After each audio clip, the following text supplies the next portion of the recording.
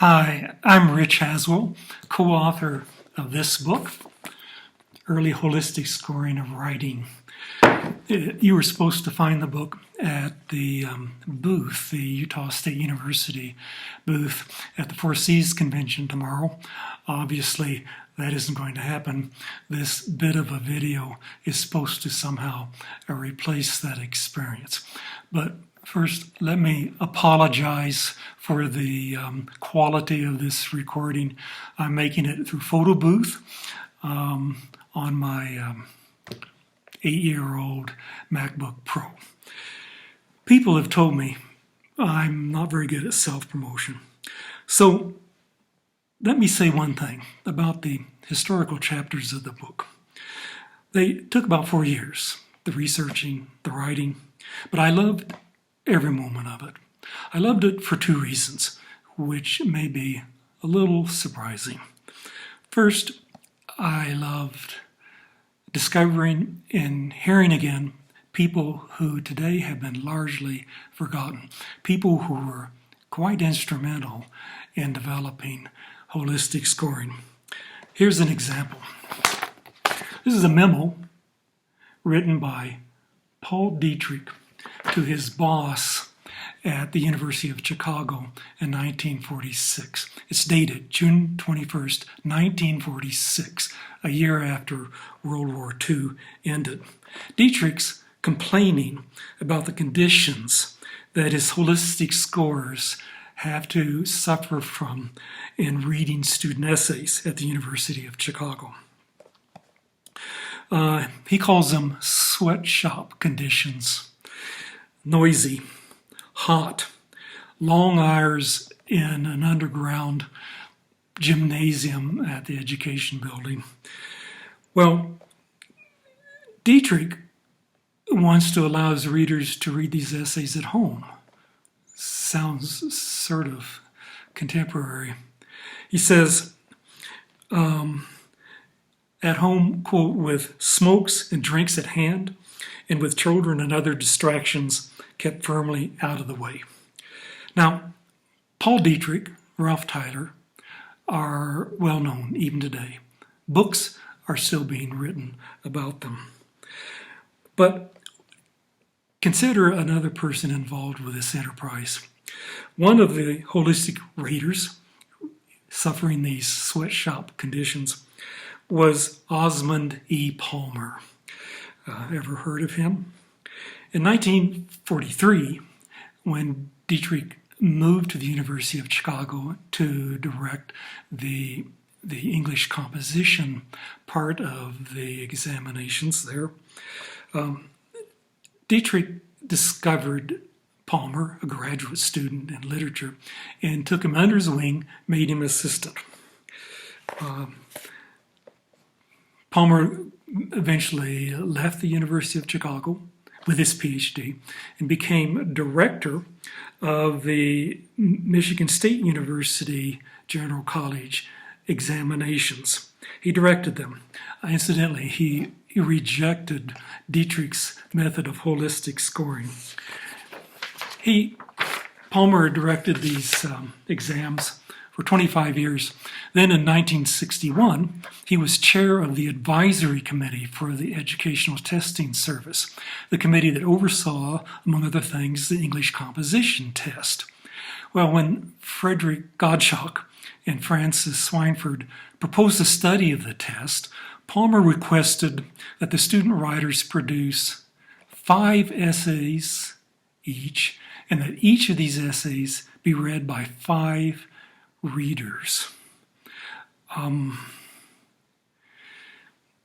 This was done, and it turned out to be the critical move that allowed the study to be so informative that ETS published it in 1966. Here's the book. You probably recognize this. The Measurement of Writing Ability. It's probably the most influential book about holistic scoring published in the United States. But as I say, who now has ever heard of Osmond E. Palmer? Well, read chapter 6. There are other undersung heroes brought back to life in the book. Kate Blick-Hahn, California high school English teacher, who first taught the Bay Area writing project about holistic scoring. Catherine Keach, who in the 1970s paired up with school teachers and ran some of the most insightful studies of holistic scoring of the time, even to today. Gerhard Friedrich, who as a young man in Poland spent time in prison for resisting Hitler, moved to the United States, wrote several books of poetry and a dissertation on Melville, became chief reader for the College Board's advanced placement essays, readings, by the way, which were holistic, moved to California and was the major influence in developing and directing the holistic reading of the English equivalency exam run by the California State University and College system. They started in 1973.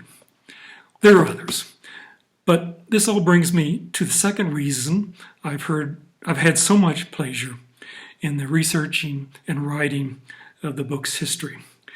Historical facts forced revisions in the current history of holistic scoring.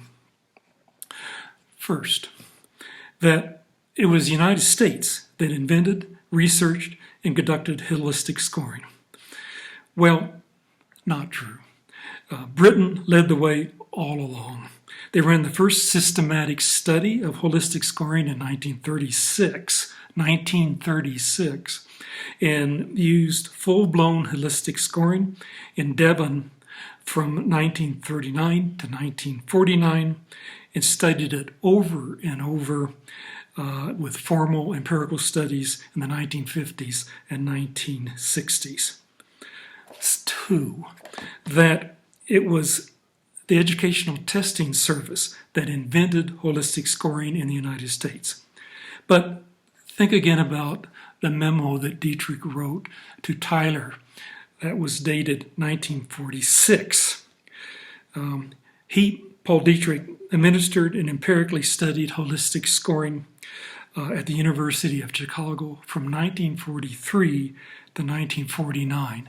This was before he was employed by the Educational Testing Service. 3, that it was commercial operations, such as the College Board and the American College Testing, that led the way in developing holistic scoring.